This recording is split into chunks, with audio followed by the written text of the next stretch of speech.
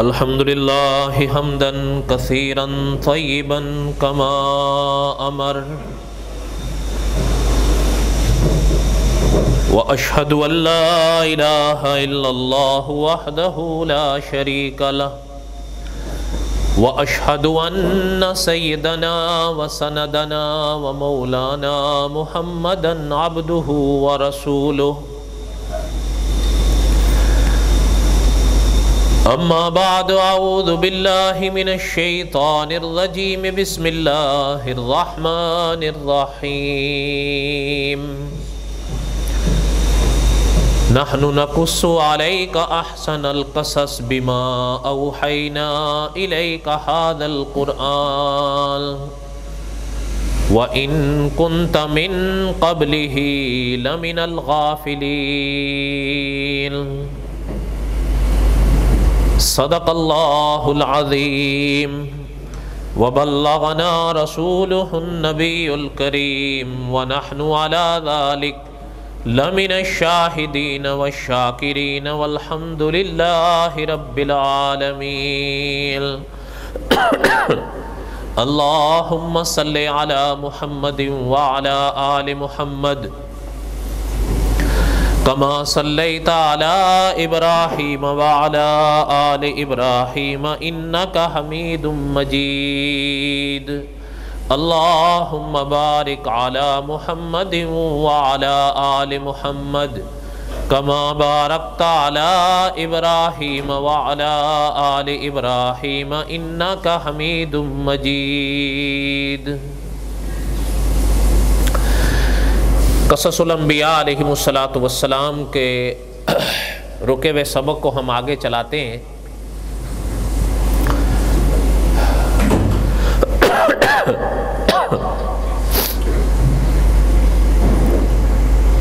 گزشتہ سے پیوستہ جمعہ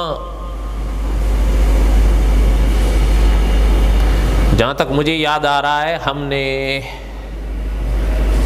یہاں سبق چھوڑا تھا کہ حضرت ابراہیم علیہ السلام کے ہاں کچھ مہمان آئے، حضرت نے ان کو پہچانا نہیں، دراصل وہ فرشتے تھے، اور حضرت کھانا تیار کروا کر لائے، ان کے آگے پیش فرمایا اور ان سے کھانے کے لیے فرمایا، لیکن انہوں نے ہاتھ نہیں بڑھایا کھانے کی طرف۔ تو حضرت ابراہیم علیہ السلام اپنے دل کے اندر ایک ڈر، ایک خوف محسوس کیے۔ اوجس منہم خیفہ، اس جملے پر ہم نے اپنے تقریر کو روکا تھا، ہم اسے آگے پڑھتے ہیں کیونکہ آج کل زوال دیر سے ڈھلتا ہے، اس لیے وقت اور تھوڑا ہو گیا ہے، اور اگر اللہ تعالیٰ نے چاہا زندگی رہی تو تقریباً 2.5 ماہ کا فاصلہ ہے ماہ رمضان تک، اگر اللہ نے چاہا تو۔ اس لیے کوشش تو یہی ہے کہ کم از کم ہم ماہ رمضان سے پہلے حضرت یعقوب علیہ السلام تک پہنچ جائیں، اگر اللہ تعالیٰ نے توفیق دی تو۔ بیان کے لحاظ سے عرض کر رہا ہوں، جب اللہ تعالیٰ نے زندگی دی اور ماہ رمضان خیر و عافیت سے گزر گیا، اللہ کو منظور ہوا، تو انشاءاللہ پھر ماہ رمضان کے بعد ہم اپنا یہ سبق حضرت یوسف سے واپس شروع کریں گے انشاءاللہ علیہ السلام۔ بہرحال یہ تو ارادہ ہے، دعا کریں کہ اللہ تعالیٰ خیر فرمائے۔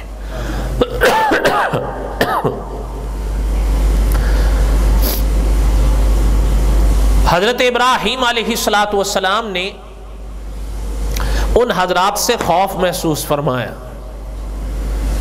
کہ یہ کون لوگ ہیں، کھانا نہیں کھا رہے ہیں۔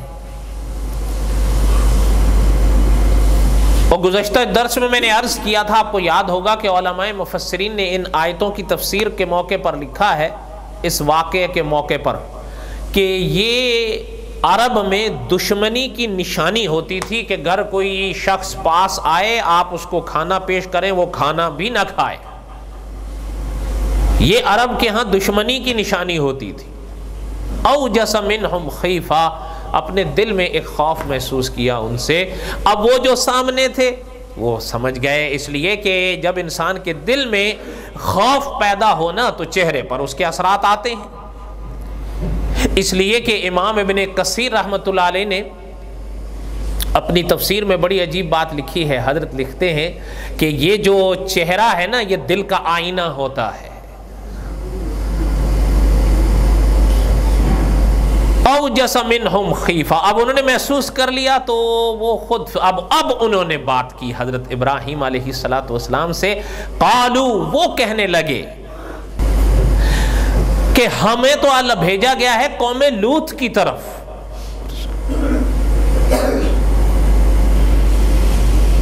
حضرت ابراہیم علیہ السلام نے سنا، وہ کہنے لگے کہ ہمیں تو بھیجا گیا ہے قوم لوط کی طرف۔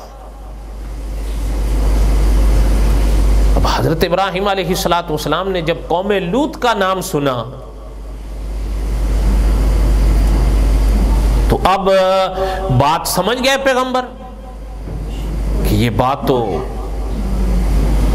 بڑی خطرناک ہے، اس لیے کہ یہ بات حضرت ابراہیم علیہ السلام خوب سمجھ سکتے تھے کہ اتنے جلیل القدر ملائکہ، حضرت جبرائیل ہیں، حضرت اسرافیل ہیں، حضرت میکائیل ہیں، ملک الموت ہیں، یہ کوئی عام بات تو نہیں۔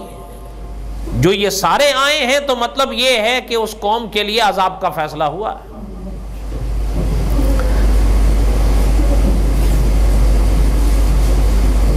اچھا، قرآن پاک میں اللہ ذو الجلال والاکرام نے ارشاد فرمایا وَامْرَأَتُهُ قَائِمَةٌ، حضرت ابراہیم علیہ السلام کی اہلیہ وہیں کھڑی تھی، انہوں نے فرشتوں کے یہ بات سن لی کہ ہمیں تو بھیجا گیا ہے قوم لوط کے لیے۔ تو اللہ نے ارشاد فرمایا، چونکہ وہ پاس کھڑی تھی انہوں نے سن لیا، فَضَحِكَتْ، ہنس دی۔ اچھا، اس پاک جملے کے بعد ایک بشارت کا ذکر اللہ تعالیٰ نے ارشاد فرمایا ہے۔ تو بعض علماء اس طرف گئے ہیں کہ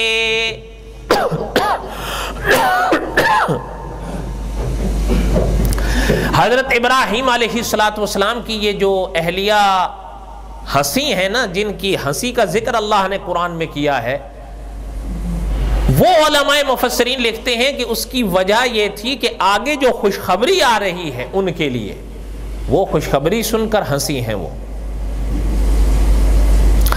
لیکن صاحب قصص الانبیاء نے لکھا ہے کہ نہیں، یہ بات سمجھ میں نہیں آتی، اس لیے کہ اگر بات یہ ہے کہ بشارت سن کر ہنسی ہیں تو یہ بات سمجھ میں نہیں آ رہی کہ بشارت قرآن بعد میں ذکر کر رہا ہے اور ان کا ہنسنا پہلے ذکر کر رہا ہے۔ بشارت کا ذکر تو بعد میں ہے، ہنسنے کا ذکر پہلے ہے۔ ہاں، اگر بشارت کا ذکر پہلے ہوتا ہے اس مرحلے پر اور ہنسی بعد میں تو پھر بات سمجھ میں آتی تھی کہ بشارت سن کر ہنس دی، لیکن قرآن تو کہہ رہا ہے کہ فضاحکت، وہ ہنس دی۔ اب اس کے بعد قرآن کہتا ہے فبشرناہا، پھر اس کے بعد خوشخبری کا ذکر آ رہا ہے۔ تو یہاں پر اس وجہ سے بشارت سن کر تو علماء محققین نے فیصلہ یہ کیا ہے کہ نہیں، دراصل بشارت تو ان کو وہاں ملی، لیکن فضاحکت کے موقع پر جو وہ ہنسی ہیں وہ اس بشارت کے حوالے سے نہیں، بلکہ دراصل قوم لوط کے حوالے سے جو بات انہوں نے سنی اس پر خوش ہو کر ہنسی ہیں۔ اس لیے کہ جنہوں نے اقوام عالم کی تاریخ پڑھی ہے وہ جانتے ہیں کہ قوم لوط یعنی انتہا درجے کی ایک غلط کار قوم تھی۔ یعنی بعض اکابر نے لکھا ہے کہ کوئی ایسا لفظ ان کے بارے میں قرآن پاک میں نہیں رہا جو برائی کو واضح نہ کرتا، اتنی گئی گزری ہوئی تھی۔ لیکن ان کے اصل میں اچھا اپنا ہمارے ملک میں ایک عالم ہے، انہوں نے تاریخ کے حوالے سے ان کی برائیوں کو لکھا ہے نمبر وار، کم از کم 17 برائیاں انہوں نے اکٹھی لکھی ہیں ان کی نمبر وار، کہ ان کے اندر یہ کیا کیا برائیاں تھیں، اور اتنے بضد ہو گئے تھے ان برائیوں کے اوپر کہ پیغمبر تک سے ٹکراتے تھے۔ لیکن خیر یہ انشاءاللہ ہم آگے چل کر پڑھیں گے جب حضرت لوط علیہ السلام کے واقعات آئیں گے۔ ابھی یہ اگلا حصہ سنیں تاکہ ہم اس کو پورا کر لیں۔ قرآن پاک میں اللہ نے فرمایا فضاحکت، وہ ہنس دی۔ علماء مفسرین نے لکھا ہے کہ یہاں قرآن پاک میں حضرت ابراہیم کی اہلیہ کا ذکر ہے، اللہ تعالیٰ نے نام نہیں لیا، بس اتنا فرمایا کہ ان کی اہلیہ، ان کی مطلب فضاحکت ہنسی ہیں، لیکن نام نہیں لیا۔ اور یہ بات آپ مجھ سے بہتر جانتے ہوں گے، قرآن پاک میں اللہ ذوالجلال والاکرام نے تنہا ایک صرف خاتون ہیں جن کا نام لیا ہے، ان ایک کے ماں سوا اللہ تعالیٰ نے ذکر تو فرمایا لیکن نام کسی عورت کا نہیں لیا اللہ نے۔ یعنی آپ دیکھیں حضرت حوا، یہ آپ کی ہم سب کی سب سے بڑی دادی ہیں، لیکن قرآن نے ان کا نام نہیں لیا، کتابوں میں ہے ان کا نام۔ حضرت نوح علیہ السلام کی اہلیہ کا ذکر قرآن نے کیا، نام نے لیا۔ اسی طرح اگر آپ پڑھتے ہوئے آ جائیں حضرت محمد الرسول اللہ صلی اللہ علیہ وسلم کی ازواج مطہرات کے تذکرے ہیں قرآن میں، نام نہیں۔ حضور صلی اللہ علیہ وسلم کی بیٹیوں کا ذکر آیا لیکن نام نہیں آیا، کسی ایک کا بھی نہیں آیا، صرف ایک ہی محترم، ایک ہی خاتون ایسی گزری ہیں جن کا نام اللہ تعالیٰ نے قرآن میں لیا ہے۔ وہ کون ہے؟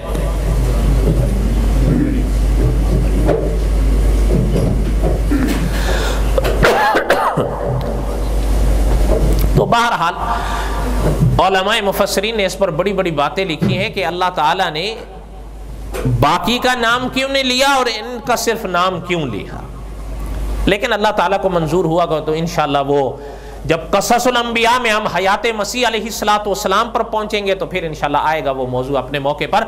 فرمایا فضاحکت، وہ ہنس دی۔ علماء مفسرین نے لکھا ہے کہ یہاں جن اہلیہ کا ذکر ہے نا، حضرت ابراہیم کی جن اہلیہ کا، یہ حضرت سارہ ہے۔ حضرت ہاجرہ تو اس واقعے کے موقع پر نہیں تھی، اب تو وہ فوت ہو چکی تھی۔ پچھلے دروس اگر آپ کو یاد ہوں گے ان میں سے جو ہے وہ کسی نہ کسی درس میں ہم نے قریب ہی میں پڑھا ہے کہ حضرت ابراہیم علیہ السلام جب حضرت ہاجرہ کا انتقال ہوا، حرم گئے، حضرت اسماعیل سے ملاقات کی، واپس آئی۔ یہ واقعہ اس واقعے کے بعد ہو رہا ہے، اس لیے علماء مفسرین نے لکھا ہے کہ یہاں جن حضرت ابراہیم کی اہلیہ کا ذکر ہے وہ حضرت سارہ ہے۔ اور شاید ہم نے پہلے کسی درس میں پڑھا ہو کہ یہ بھی روایات میں موجود ہے کہ اللہ نے فرمایا میرے خلیل ان کو سارہ نہ کہا کرو، سارہ نہ سارہ، یعنی رے کے بعد الف نہ لگے، ہے لگے، سارہ، سارہ نہ سارہ۔ کوئی بات سمجھ میں آ رہی ہے آپ حضرات کو؟ کوئی نیند تو نہیں آ رہی ہے آپ لوگوں کو؟ درود شریف پڑھ لیں۔ اللہم صلی علی سیدنا و مولانا محمد وعلی آل سیدنا و مولانا محمد وبارک وسلم وصلی علیہ۔ فرمایا فضاحکت، وہ ہنس دی، فبشرناہا باسحاق، اللہ نے فرمایا کہ ہم نے ان، یعنی اللہ نے ان ملائکہ کے ذریعے حضرت ابراہیم اور حضرت سارہ کو حضرت اسحاق کی بشارت دی علیہ السلام۔ علماء مفسرین نے لکھا ہے اس مرحلے تک ابھی تک حضرت سارہ کے ہاں کوئی اولاد نہیں ہوئی تھی، حضرت ابراہیم علیہ السلام کی اولاد ہوئی حضرت ہاجرہ سے، اور وہ کون تھے؟ حضرت، لیکن اللہ کی مرضی، پہلے اللہ نے نہیں دیا، لیکن جب اب اللہ کو منظور ہوا تو آپ دیکھیں کہ یعنی قوم لوط کی طرف ملائکہ جا رہے ہیں، لیکن اللہ نے جو پہلے فرمایا کہ یہ کر کے جاؤ، کیا؟ فبشرناہا باسحاق، یہ پہلا مرحلہ آ رہا ہے جب حضرت اسحاق کا نام آ رہا ہے۔ یہ حضرت اسحاق علیہ السلام کی خوشخبری تھی جو اللہ ذوالجلال والاکرام نے ملائکہ کے ذریعے حضرت ابراہیم اور حضرت سارہ کو دی کہ اب اللہ نے فیصلہ کیا ہے کہ اللہ آپ کو اولاد کی دولت سے نوازے۔ اب قرآن کہتا ہے قالت یا ویلتا، یہ حضرت سارہ کے الفاظ قرآن بیان کر رہا ہے، اَأَلِدُ، مجھے اولاد ہوگی، مجھے، وَأَنَا عَجُوزٌ وَهَذَا بَالِي شَيْخًا، میں بوڑھی ہوں، میرا خاوند مجھ سے زیادہ بوڑھا ہے۔ إِنَّ هَذَا لَشَيْءٌ عَجِیب، عجیب بات ہے۔ حتیٰ کہ قرآن جب اسی واقعے کو دوسرے مقام پر بیان کرتا ہے تو ان الفاظ کے ساتھ ساتھ عقیم کا لفظ بھی حضرت سارہ کا بیان کرتا ہے کہ انہوں نے فرمایا میں تو عقیم ہوں، بوڑھی تو ہوئی ہوں۔ عقیم یعنی علماء مفسرین نے لکھا ہے کہ عقیم اس عورت کو عربی میں کہا جاتا ہے جس کی اولاد نہ ہوئی، نہ ہونے کی کوئی امید ہو، اور فرمایا کہ میرا یہ ہاذا بالی شیخا، میرے شوہر مجھ سے زیادہ بوڑھے ہیں۔ یہ ہو سکتا ہے آپ مجھ سے بہتر سمجھیں، ہاذا بالی شیخا، یہ حضرت ابراہیم علیہ السلام کے بارے میں جو حضرت سارہ کے الفاظ آ رہے ہیں، اس لیے کہ علماء مفسرین نے لکھا ہے جس وقت یہ ملائکہ یہ خوشخبری لے کر آئے حضرت اسحاق کی، اس وقت حضرت ابراہیم علیہ السلام کی عمر مفسرین نے لکھا ہے 120 سال تھی، اور حضرت سارہ کی لکھی ہے علماء مفسرین نے 1 سال کم 100 سال، کتنی ہوئی 99 سال۔ اور ظاہری حالات کے لحاظ میں کوئی اولاد نہیں تھی، اور یہ عمر ایسی ہوتی ہے کہ ظاہری طور پر بھی اولاد کی اب کوئی امید نہیں رہتی۔ ان ھذا لشیء عجیب، کہنے لگی یہ تو عجیب بات ہے، میرے ہاں اولاد ہوگی۔ قالوا اتعجبین من امر اللہ، اب ملائکہ نے کہا کس بات پر تعجب کر رہی ہیں آپ؟ اللہ کے حکم پر۔ رحمت اللہ وبرکاتہ علیکم اہل البیت، جبکہ اللہ کی تو رحمتیں اور برکتیں ہیں آپ پر اے اہل بیت۔ اچھا خیر، حضرت ابراہیم علیہ السلام وہاں موجود ہیں اور ملائکہ کی گفتگو ہوئی حضرت سارہ سے۔ اب ملائکہ کا کہنا یہ تھا کہ قالوا اتعجبین من امر اللہ، اللہ کے حکم پر تعجب کر رہی ہیں اہل بیت، اللہ کی مرضی ہے، اللہ جوانی میں دے اللہ کی مرضی، اللہ بڑھاپے میں دے اللہ کی مرضی ہے۔ اور بلکہ قرآن پاک کی یہی آیت آپ پڑھیں، من وراء اسحاق یعقوب، کہ یہاں تک بشارت ملائکہ دیتے ہیں کہ بی بی آپ تو حیران ہو رہی ہیں بیٹے کی پیدائش پر کہ میں اس عمر میں پھر میرا بیٹا، آپ اپنے بیٹے کے وقت بھی زندہ رہیں گی، بیٹا آپ کا جوان ہوگا، ان کا جب بیٹا ہوگا جن کو دنیا یعقوب کہے گی تب بھی آپ زندہ رہیں گی۔ بوڑھا ہونے کا کیا معنی ہے کہ بوڑھے ہوگا تو ختم، یہ تو اللہ کی مرضی پر ہے، جتنی عمر جس کو اللہ دے وہ گزار کر یہاں سے جائے گا، ایسا ہے یا نہیں؟ ہاں، اسی لیے اسلام کہتا ہے کہ ظاہری طور پر اللہ تعالیٰ نے جتنا اختیار انسان کو دیا ہے، جتنا دیا ہے، یاد رکھیے گا ایک حد ہوتی ہے۔ مثلا حضرت علی رضی اللہ تعالیٰ سے ایک صاحب نے پوچھا کہ حضرت انسان مجبور ہے یا مختار ہے؟ حضرت نے فرمایا کہ وہ کھڑا ہوا تھا، حضرت نے فرمایا ٹانگ اوپر کرو، اس نے اوپر کر لی، حضرت نے فرمایا دوسری بھی اوپر کرو، انہوں نے کہا دوسری کیسے کروں؟ حضرت علی رضی اللہ تعالیٰ نے فرمایا بس انسان اتنا مختار ہے، اتنا مجبور ہے۔ معنی یہ ہے کہ ایک حد تک انسان کو اللہ نے اختیار دیا ہے، اس پر قبضہ دیا ہے، کوئی ایسی حرکت نہ کرو جس کا فیصلہ موت پر ہو۔ یہ جو کہتے ہیں نا کہ جی کوئی خودکشی ہو، خدا نہ کرے کوئی خودکشی کرے، اللہ تعالیٰ معاف فرمائے، یہ یاد رکھیں یہ حرام موت ہوتی ہے۔ اچھا، یہ تو آپ مجھ سے بہتر جانتے ہیں، لیکن کئی لوگوں کو ہم نے کہتے سنا، وہ کہتے ہیں کہ جی یہ آخر میں جی تقدیر میں لکھا ہوگا، تقدیر میں لکھا ہے. اس کو جب تسلی دیتے ہیں نا اس کے گھر والوں کو, یا کہ جی تقدیر میں لکھا ہوگا. کیا خیال ہے تقدیر میں لکھا ہوتا ہے؟ بولو تو صحیح. تقدیر میں جو لکھا ہوتا ہے اس کا یہ معنی نہیں ہے, یاد رکھیں, اس کا یہ معنی نہیں ہے. بلکہ ایک بات ذہن میں, تقدیر پر تو میرا موضوع نہیں ہے نہ میں بات کر رہا ہوں, بلکہ آپ یاد رکھیں تقدیر کے ان مسائل پر حضرت محمد الرسول اللہ صلی اللہ علیہ وسلم کا فرمان ہے کہ تقدیر پر بحث نہیں کیا کرو. یہ حضور نے فرمایا ہے. جیسے میں آپ سے پوچھتا ہوں, اللہ ہے نا؟ بولو تو صحیح, اللہ ہے نا؟ آمنت باللہ, اللہ ہے نا؟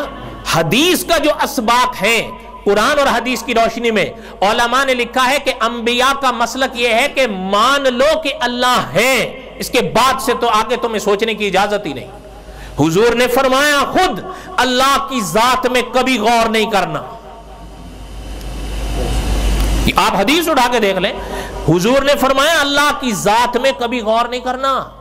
ہاں حضور نے فرمایا اللہ کی قدرت میں غور کرنا. وہ اپنی قدرتوں سے پہچانا جاتا ہے. ہماری عقل کہاں اتنی ہے جو ہم اس پاک ذات کو اس طرح سمجھ سکیں جیسے اس کی شان ہے یا نہیں؟ میں غلط کہہ رہا ہوں؟ بتاؤ تو صحیح.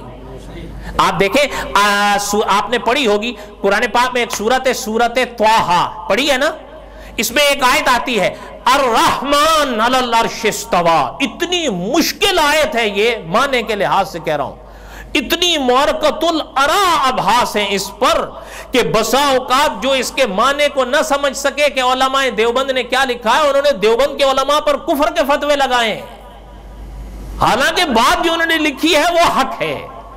لیکن حقیقت یہ ہے کہ اللہ کی تو ذات اقدس وراء الورا ہے. آپ دیکھیں معراج کے موقع پر جب آپ صلی اللہ علیہ وسلم معراج پر گئے, مانتے ہو نا؟ حضور واپس آئے, ایک صحابی پاس آئے, حضور کے پاس ہوئے, حضور صلی اللہ علیہ وسلم خاموش تھے. حضور سے فرمانے لگے آقا میں ایک بات پوچھوں؟ اجازت ملی؟ فرمانے لگے آقا آپ نے اللہ کو دیکھا ہے؟ موقع معراج کا تھا نا, آپ نے اللہ کو دیکھا ہے؟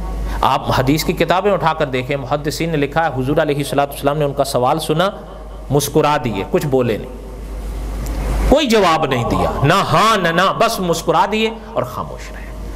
علماء محدثین اس حدیث کی شرح میں لکھا ہے کہ آقا صلی اللہ علیہ وسلم رمز شناس تھے نا, سمجھ سکتے تھے اگر میں جواب دیتا ہوں یہ آگے بڑھے گا, ہے یا نہیں؟ اس لیے حضور خاموش. فرمایا مان لو کہ اللہ ہے, اس سے آگے تم سوچنے کی اجازت نہیں ہے. آمنت باللہ اور رسولی. اور تقدیر کے بارے میں بھی نبی نے فرمایا کہ تقدیر کے بارے میں بحث مت کیا کرو. یاد رکھیں ایسی باتوں کے بارے میں ہی نبی علیہ السلام نے یہ ارشادات فرمائے ہیں جہاں تک ہماری عقل نہ پہنچ سکے, اور یہ نبی کی ذمہ داریوں میں سے ایک ذمہ داری ہوتی ہے. علماء نے لکھا ہے اللہ نبی کے ذمے رکھتے ہیں کہ میرے نبی میرے بندوں کو ان مسائل میں جا کر تعلیم یہ دیں کہ ان مسائل کو چھیڑو چھاڑو نہیں جن مسائل کی تہ تک وہ نہیں پہنچ سکتے. میں آپ سے پوچھتا ہوں قرآن پاک کی دوسری سورت کون سی ہے؟ اب بولو تو صحیح. سورہ بقرہ. سورہ بقرہ کا پہلا لفظ کیا ہے؟ الف لام میم. اچھا اس کا معنی بتاؤ یار, کون بتائے گا بھائی اس کا معنی؟ $10 انعام دوں گا. تمہیں 100 دیتے ہیں تم بتا دو, تمہیں 100 دیتے ہیں تم بتا دو. واللہ عالم بمرادہ. علامہ سیوطی رحمۃ اللہ علیہ نے فیصلہ کیا, فرمایا اللہ ہی بہتر جانتے ہیں کہ اس کا معنی مراد کیا ہے. یہی ہے کہ نہیں؟ کئی حضرات آئے انہوں نے اس کے کئی معنی لکھے, بڑے بڑے معنی لکھے, لیکن علامہ سیوطی رحمۃ اللہ علیہ نے کمال کیا ہے. اصل میں 9ویں صدی کے مجدد تھے نا, علامہ سیوطی رحمۃ اللہ نے لکھا ہے کہ واللہ عالم بمرادہ, اللہ ہی بہتر جانتے ہیں کہ ان کے معنی کیا ہیں.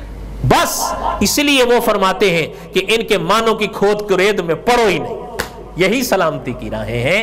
فرمایا تک کوئی خودکش خدا نہ کرے تو کبھی یہ مت کہہ دیا کرو اس کی تقدیر میں لکھا ہے, بس خاموش ہو جاؤ, چھوڑو, اب کیا ہے, اب اس نے جو کر لیا بس. لیکن ایک بات چلتے چلتے عرض کرو, خودکشی کرنا حرام ہے، یہ تو آپ بھی جانتے ہیں نا۔ کبھی زندگیوں سے مایوس ہو کر، حالات سے کئی لوگ مایوس ہو کر خودکشی کر لیتے ہیں، حالانکہ امتحان ہی زندگی کا نام ہے۔ اگر زندگی میں امتحانات نہیں ہیں تو مزے کیا ہیں؟ انسان وہ ہے کہ اللہ سے دعا کرتے ہوئے ان حالات کا سامنا کرے، اللہ تعالیٰ خود راہیں پیدا فرمائیں گے۔ ہاں یہ اگلی بات ہے کہ استاذ العلماء علامہ خالد محمود صاحب لکھتے ہیں کہ خود سے جان دے یہ حرام ہے، لیکن اگر نبی کہیں کہ جان دو اب فرض ہے۔ تو بہرحال اللہ تعالیٰ نے اگر زندگی بخشی تو انشاءاللہ آئندہ قصص الانبیاء کے اس حصے کو چلائیں گے۔ وما علینا الا البلاغ المبین۔ سنت